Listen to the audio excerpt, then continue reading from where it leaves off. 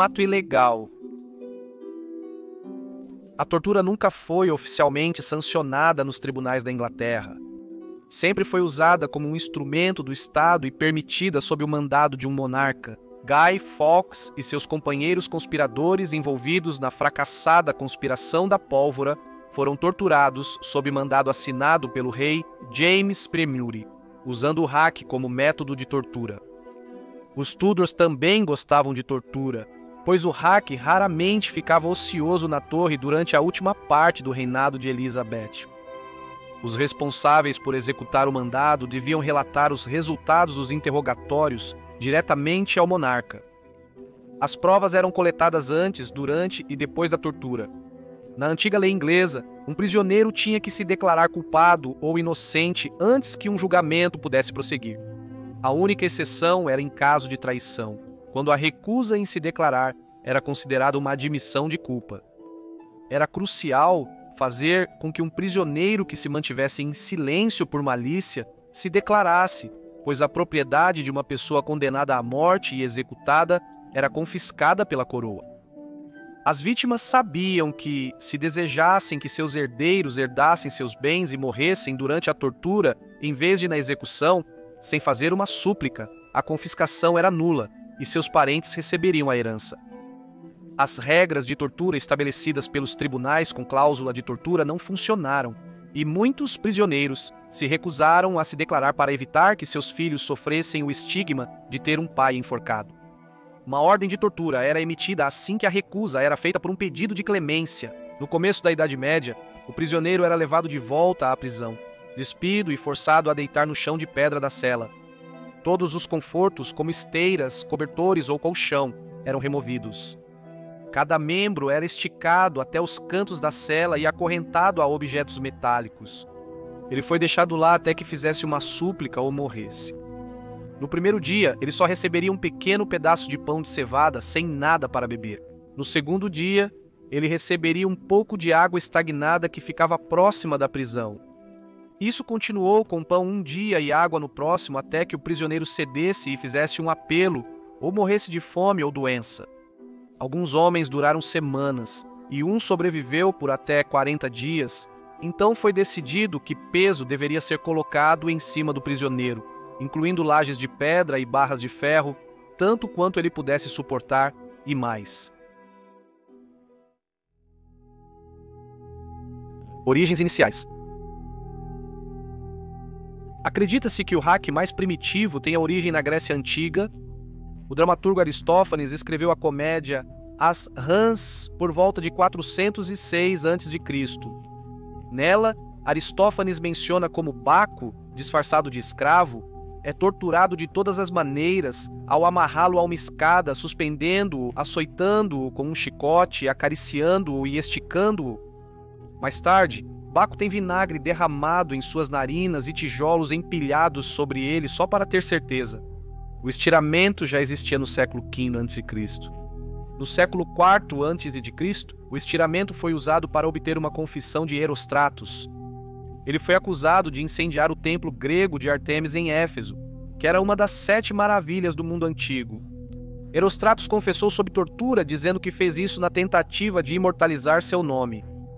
Se ao menos ele pudesse ver este vídeo do YouTube agora. Segundo o historiador grego Órion de Nicomédia, Alexandre o Grande torturou seus pajens e seu mentor na roda, por conspirarem para assassiná-lo. O historiador romano Tácito relatou o uso mal-sucedido da roda para obter os nomes dos envolvidos em uma tentativa de assassinato ao imperador Nero em 65 d.C. Uma das principais membros da trama era uma mulher livre chamada Epicaris. Ela foi levada perante Nero e ordenada a ser colocada na roda. Apesar da terrível tortura que sofreu, Epicaris recusou-se a delatar seus co-conspiradores ou admitir sua culpa. No segundo dia, ela foi levada de volta à roda em uma cadeira de sedã devido aos seus braços e pernas gravemente quebrados. No caminho, ela conseguiu se estrangular usando o cinto que prendia à cadeira. Tacitus elogiou sua força, concluindo que muitos senadores haviam traído seus parentes sem serem torturados. Os russos nomearam essa forma de punição de sapato. Foi registrado como uma forma de tortura em 1229, em um contrato feito entre a cidade russa de Smolensk e a cidade báltica de Riga, onde os culpados eram colocados no cavalete. A filha do duque. A maioria dos historiadores concorda que John Holland, segundo duque de Exeter, introduziu o cavalete na Inglaterra. Holland era o condestável da Torre de Londres em 1447. Por isso, o cavalete ficou conhecido como a filha do duque de Exeter. Era usado principalmente para extrair confissões de suspeitos de traição ou heresia.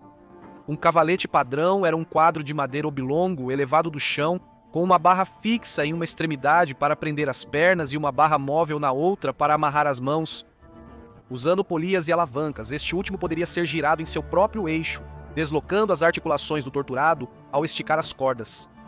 Com o avanço da Idade Média, o mecanismo principal do cavalete de tortura recebeu melhorias, como o de Languedoc, na França, que além do cavalete principal que esticava a vítima pelos pés e mãos, possuía cavaletes menores para operar independentemente em cada dedo das mãos e dos pés. Os franceses também adicionaram modificações como rolos com espinhos que cortavam a pele e músculos das costas para intensificar a dor. Algumas variações tinham um suporte para os pés e uma armação para a cabeça para aumentar o controle, e uma roda para mecanizar o estiramento. Conforme o hack evoluiu, podemos ver não apenas o avanço da tecnologia durante a Idade Média, mas também a crescente brutalidade e desumanidade do período. Primeiro, a vítima horrorizada seria arrastada para o hack, seus braços e pernas esticados em uma estrutura de madeira, e seus pulsos e tornozelos amarrados firmemente com tiras de couro. Com um rolo em cada ponta do hack, cordas prendiam os braços e pernas da vítima a eles. Haveria uma manivela e um mecanismo de catraca fixado ao rolo superior, que o assistente do torturador gradualmente giraria para retrair a corda. As cordas apertavam, o corpo do prisioneiro esticava, e uma leve pressão seria sentida nos ombros, quadris, joelhos e cotovelos. Inicialmente não pareceria tão ruim como um alongamento matinal ao despertar. Então começaria a dor e o desconforto, seguidos pela dor física a cada volta da manivela. Mas então a dor pararia de repente, e a pressão seria aliviada porque esse processo nunca foi feito para ser rápido. A tortura era tanto psicológica quanto física, e o prisioneiro tinha que ter a chance de confessar ou pelo menos divulgar qualquer informação importante. Às vezes, uma vítima era forte e seu espírito não se quebrava, então o processo começava novamente. Desta vez, a cada rangido da corda apertando, a dor se tornava cada vez mais insuportável, até excruciante, à medida que os espaços entre as vértebras começavam a se expandir e rachar, e as articulações se deslocavam à medida que os ossos saíam de suas cavidades. A respiração da vítima ficava mais superficial, conforme a caixa torácica pressionava seus pulmões. Um gemido lamentável escapava dele enquanto os músculos eram rasgados, deixando-o aleijado pelo resto da vida. Ainda assim, o prisioneiro pode resistir, e o torturador só pode desejar que seu cavalete tivesse rolos pontiagudos para lacerar e rasgar a carne das costas do criminoso. Talvez então ele teria falado.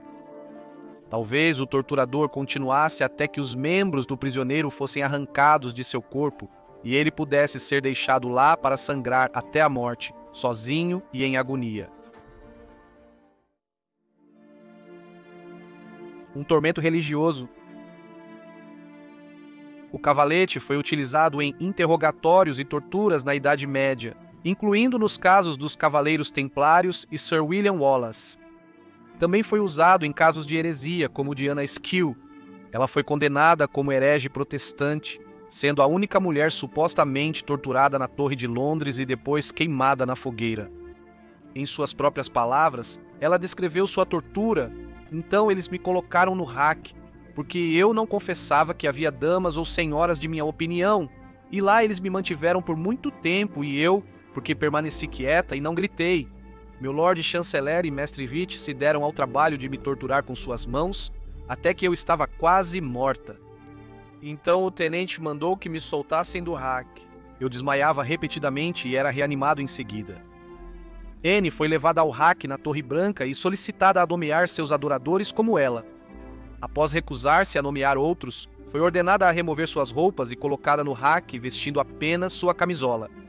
Enquanto ela era esticada, seu corpo foi levantado 2 vezes cerca de 5 polegadas acima do rack. O tenente da torre recusou-se a continuar a tortura e foi buscar o rei para um perdão. Mas seus torturadores, o Lord Chancellor e Sir Richard Rich, continuaram a girar as manivelas com tanta força que as articulações de Anne foram deslocadas e seus membros arrancados. Os gritos dela foram ouvidos pela esposa e filha do tenente, que estavam no jardim ao lado da Torre Branca.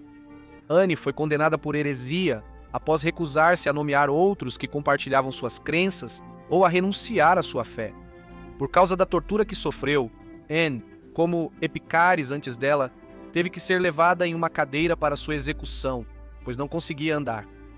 Ela foi queimada até a morte em Smithfield, Londres, em 1546, aos 25 anos de idade. Ao longo da história, o rack e outros instrumentos de tortura medievais são testemunhos dos aspectos mais sombrios do nosso passado. Na Idade Média, era uma forma aceita de punição e interrogatório. A reputação do rack aterrorizava tanto as pessoas que muitas vezes apenas dar a um suposto criminoso um vislumbre do aparelho era suficiente para obter uma confissão. Se o prisioneiro não confessasse ou revelasse as informações necessárias de imediato, a Inquisição poderia se prolongar por horas agonizantes, às vezes dias. Obrigado por assistir a este episódio de Loucura Medieval. Inscreva-se se está gostando dos vídeos. Nos vemos na próxima semana. Tenha uma ótima semana, saúde!